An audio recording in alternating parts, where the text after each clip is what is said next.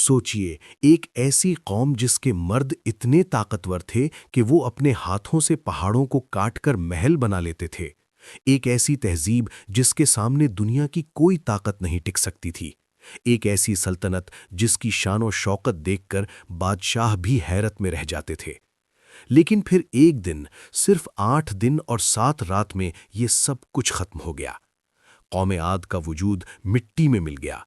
آج بھی ان کے خاندان کے نشان ریت کے ٹلے کے نیچے دفن ہے۔ اللہ نے انہیں کیسے تباہ کیا؟ کس گناہ کی سزا تھی یہ؟ اور کیا ہم بھی اسی راستے پر چل رہے ہیں؟ آج آپ جانیں گے ایک ایسی حقیقت جو روح کو کمپا دے۔ قوم عاد کا ذکر قرآن پاک میں کئی جگہ آیا ہے۔ یہ وہ قوم تھی جو حضرت نوح علیہ السلام کے طوفان کے بعد دھرتی پر عظمت اور طاقت کی مثال بن گئی تھی۔ اللہ نے انہیں ایسی نعمتوں سے نوازا تھا جو کسی اور قوم کو نہیں ملی تھی۔ ان کا جسم تناوع، ان کی قوت بے مثال اور ان کی تعمیر شاندار۔ لیکن جب اللہ کی نعمتوں کا شکر ادا کرنے کی بجائے تکبر اور کفر نے انہیں اپنی گرفت میں لے لیا تو اللہ کی سنت بدل گئی۔ یہ واقعہ صرف اتہاس نہیں بلکہ ایک عظیم سبق ہے ان تمام لوگوں کے لیے جو اپنی طاقت اور دولت پر غرور کرتے ہیں۔ آئیے قوم عاد کی کہانی کو شروع سے سنتے ہیں۔ طوفان نوح کے بعد حضرت نوح علیہ السلام کی اولاد سے نسل در نسل بڑھتی گئیں۔ ان میں سے ایک نسل تھی عاد کی اولاد، جو حضرت نوح علیہ السلام کے بیٹے سام کی نسل سے تھی۔ یہ لوگ یمن کے ایک علاقے ایقاف میں آباد ہوئے۔ ایقاف کا مطلب ہے بڑے بڑے ریت کے ٹیلے جو پہاڑوں کی شکل میں ہوں، اور یہاں پر قوم عاد نے اپنی تہذیب کی بنیاد رکھی۔ اللہ رب العزت نے انہیں ایسا جسم دیا جو عام انسانوں سے کہیں زیادہ مضبوط تھا۔ کتابوں میں لکھا ہے کہ ایک آدمی کی لمبائی قد 500 فیٹ تک ہو سکتی تھی۔ ان کی قوت اتنی تھی کہ وہ پتھروں کو اپنے ہاتھوں سے توڑ دیتے تھے۔ پہاڑوں کی چوٹیاں ان کے لیے کوئی مشکل نہیں تھی۔ وہ بڑی بڑی چیزیں بناتے تھے جو دنیا نے پہلے کبھی نہیں دیکھی تھیں۔ اللہ نے انہیں خوشحالی دی، بارش دی، ذرائع رزق بہت زیادہ دیے۔ ان کے پاس 7 کی ایسی زمین تھی جہاں درخت، پھل اور فصلیں بے حساب اگتی تھیں۔ ان کے باغ اتنے حسین تھے کہ دیکھ کر انسان حیرت میں رہ جائے۔ آقاف کے بڑے بڑے شہر میں انہوں نے ایسے محلات بنائے جن کی داستان سنتے سنتے لوگوں کو یقین نہیں ہوتا تھا۔ انہوں نے پتھروں اور چٹانوں کو کاٹ کر ایسے استمبھ بنائے جو آسمان کو چومتے تھے۔ قرآن کریم میں اللہ فرماتا ہے، کیا تم نے نہیں دیکھا کہ تمہارے رب نے عاد کے ساتھ کیا کیا؟ ارم، جن کے استمبھ بلند تھے، جس جیسا کسی ملک میں پیدا نہیں کیا گیا۔ یہ تھا ان کا ہنر، یہ تھی ان کی عظمت۔ لیکن یہ عظمت دھیرے دھیرے گھمنڈ میں بدل گئی۔ انہوں نے اللہ کی نعمتوں کو بھلا دیا اور اپنی طاقت پر غرور کیا۔ جب قوم عاد نے طاقت حاصل کر لی تو انہوں نے اللہ کو بھلا دیا۔ انہوں نے کہنا شروع کیا، ہمارے علاوہ کوئی طاقتور کون ہے؟ انہوں نے سمجھا کہ یہ سب کچھ ان کی محنت اور ان کی طاقت کا نتیجہ ہے۔ اللہ کی عطا کو بھول گئے۔ انہیں کسی اور طاقت کی ضرورت محسوس نہیں ہوئی۔ پھر شیطان نے انہیں شرک کی طرف لے گیا۔ انہوں نے بڑے بڑے بتوں کو بنایا، پتھروں کو تراش کر انہوں نے مورتیں بنائیں اور ان کی پوجا شروع کر دی۔ انہوں نے سورج، چاند اور ستاروں کی پوجا کی۔ انہوں نے یہ کہنا شروع کر دیا کہ ہوا، بارش اور روشن چاند ہمیں یہ سب دیتے ہیں۔ اللہ کی طرف سے آنے والی نعمتوں کو انہوں نے مخلوق سے جوڑ دیا۔ زمین پر ظلم بڑھ گیا، مظلوم کو دبایا گیا، غریب کو کچل دیا گیا۔ ان کا تکبر آسمان تک پہنچ گیا۔ جب کوئی چھوٹا آدمی ان کے سامنے آتا تو اسے ذلیل کرتے، جب کوئی کمزور بات کرتا تو اسے دباتے۔ ان کی قوت اب ظلم کا ذریعہ بن گئی تھی۔ دنیا میں فساد پھیل گیا، حقوق تلف ہو گئے، ظلم کا بازار گرم ہو گیا۔ لیکن اللہ سبحانہ و تعالیٰ کی رحمت کی دیکھو کہ اس نے انہیں ختم نہیں کیا، بلکہ پہلے اپنا پیغام بھیجنا زیادہ پسند فرمایا۔ اللہ نے قوم عاد کی طرف ایک نبی بھیجا، حضرت ہود علیہ السلام۔ وہ خود اسی قوم کے تھے۔ ان کی زبان بھی وہی تھی، ان کا رنگ بھی وہی، اور ان کا رہنے کا طریقہ بھی وہی، لیکن دل میں اللہ کا نور تھا اور زبان پر حق کی آواز۔ حضرت ہود علیہ السلام نے اپنی قوم کو پکارا، اے میری قوم، صرف اللہ کی عبادت کرو، اس کے سوا تمہارا کوئی الہ نہیں۔ کیا تم ڈرتے نہیں؟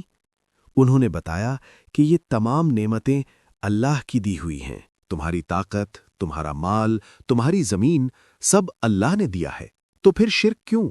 اللہ کے علاوہ کسی کو پوجا کیوں؟ لیکن قوم عاد نے انکار کر دیا۔ انہوں نے کہا، ہود، تم جھوٹ بول رہے ہو، تم پاگل ہو گئے ہو، ہمارے باپ دادا بھی یہی کرتے آئے ہیں، ہم اپنے بزرگوں کے طریقے کو نہیں چھوڑیں گے۔ انہوں نے حضرت ہود علیہ السلام کا مذاق اڑایا، انہوں نے انہیں کمزور سمجھا۔ انہوں نے کہا، ہود، تمہاری بات سننا تو دور، ہم تمہیں عزت بھی نہیں دیتے۔ لیکن حضرت ہود علیہ السلام نے ہمت نہیں ہاری۔ سالوں تک انہوں نے اپنی قوم کو سمجھایا، رات دن محنت کی، نرمی سے سمجھایا، سخت لہجے میں ڈرایا، اللہ کے عذاب کا خوف دلایا، لیکن قوم نے سر جھکا دیا نفسانیت کے آگے۔ وہ کہتے رہے، ہود، اگر تمہارے اللہ کو کوئی طاقت ہے تو عذاب کیوں نہیں بھیجتا؟ اور یہ چیلنج اللہ کے فضل کو دیکھیے کہ اللہ نے فوراً عذاب نہیں بھیجا، بلکہ انہیں وقت دیا، بار بار موقع دیا، توبہ کا دروازہ کھلا رکھا، لیکن وہ نہیں سمجھے۔ کچھ وقت گزرا، قوم عاد پر بارش رکنے لگی۔ جو زمین پہلے سبز تھی اب سوکھ گئی، جن کے باغ پہلے لہراتے تھے اب وہ خشک ہو گئے، فصلیں کم ہونے لگیں، پانی کے ذخیرے ختم ہونے لگے۔ قوم پریشان ہوئی، انہوں نے اپنے بتوں کے سامنے سر جھکایا، خشک زمین پر سجدے کیے، قربانیاں دیں، لیکن کوئی فائدہ نہیں، بارش نہیں آئی۔ پھر انہوں نے سوچا کہ شاید کوئی نبی کے پاس چلتے ہیں اور ان سے دعا کرواتے ہیں، لیکن دل میں ایمان نہیں تھا، صرف مجبوری تھی۔ انہوں نے کچھ لوگوں کو مکہ کی طرف بھیجا تاکہ وہ وہاں جا کر دعا کریں، لیکن وہاں بھی اللہ کی مشیت کام کر رہی تھی۔ کچھ نے راستے میں شراب پی اور دعا بھی نہیں کی، کچھ نے اپنے کفر میں بڑھنے والے کام کیے۔ حضرت ہود علیہ السلام نے پھر سے اپنی قوم کو ڈرایا، اے میری قوم، اللہ سے توبہ کرو، اس سے معافی مانگو، وہ بخشنے والا ہے۔ اگر تم توبہ کرو گے تو بارش آئے گی، طاقت بڑھے گی اور تمہارا گناہ معاف ہو جائے گا۔ لیکن قوم نے پھر انکار کیا۔ انہوں نے کہا، ہود، تمہارے کہنے سے کیا ہوگا، ہمیں تمہاری باتوں پر یقین نہیں۔ پھر انہوں نے اور بھی بری باتیں کہیں، کہنے لگے، لگتا ہے ہمارے بتوں نے تجھے پاگل کر دیا ہے۔ یہ الفاظ اللہ کے نبی کے لیے بولنا آخری حد تھی۔ اب اللہ کی طرف سے فیصلہ آنے والا تھا۔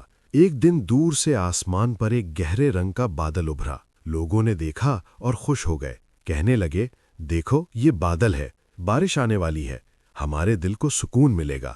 قوم عاد خوشی میں ناچنے لگی، سمجھ گئے کہ اب ان کی مشکلات ختم ہوں گی۔ انہوں نے اپنے بتوں کا شکر ادا کیا، لیکن وہ یہ نہیں جانتے تھے کہ یہ کوئی رحمت کا بادل نہیں بلکہ عذاب کا بادل تھا۔ اللہ کا فیصلہ آ چکا تھا۔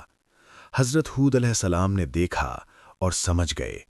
انہوں نے اپنی قوم سے کہا، یہ کوئی رحمت نہیں، یہ وہ چیز ہے جو تمہیں تباہ کر دے گی، یہ عذاب ہے جو تمہارے اوپر آنے والا ہے۔ لیکن کسی نے نہیں سنا، سب ہنستے رہے، ناچتے رہے اور اپنی موت کی طرف بھاگتے رہے۔ حضرت ہود علیہ السلام نے ان لوگوں کو جمع کیا جو ایمان لائے تھے۔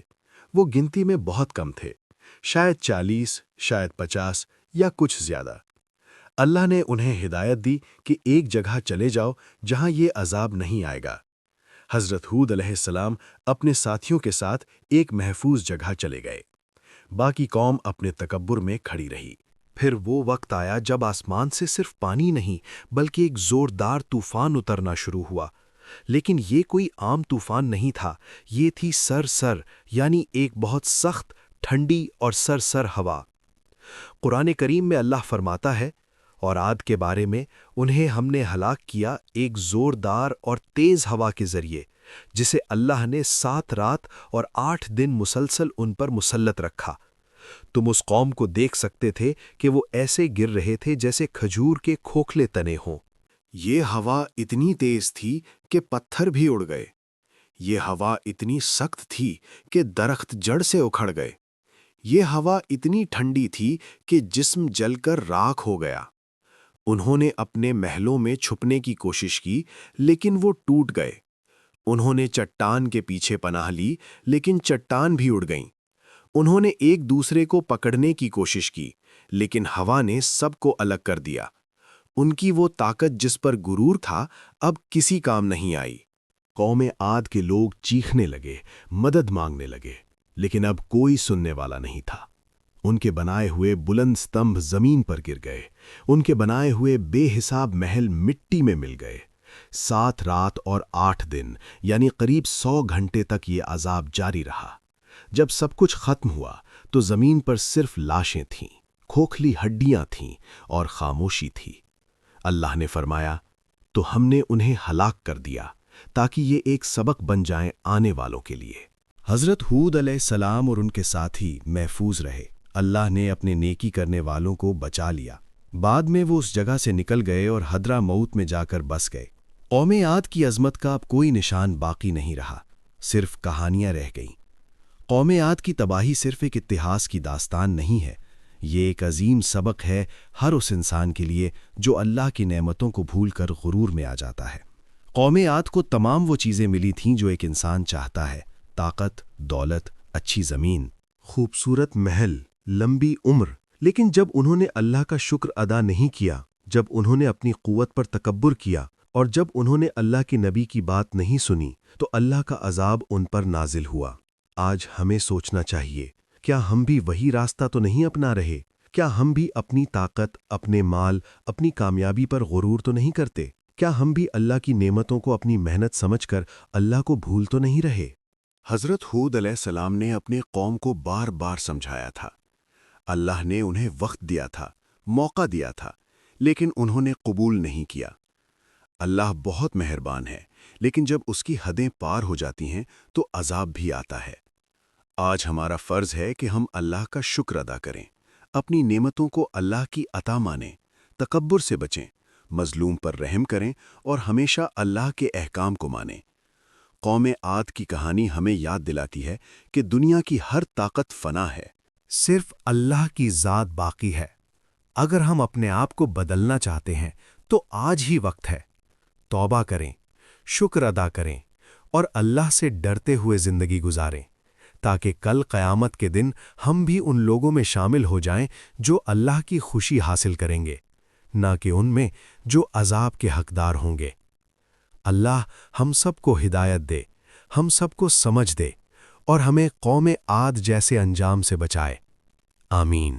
تمہاری زندگی کی کون سی سب سے بڑی نعمت، مال، صحت، قوت یا کامیابی ہے جس پر تم غرور کر بیٹھے ہو اور شکر کم کر دیا؟ وہ نعمت کون سی ہے؟ کامنٹ میں صرف اس کا نام لکھ دے۔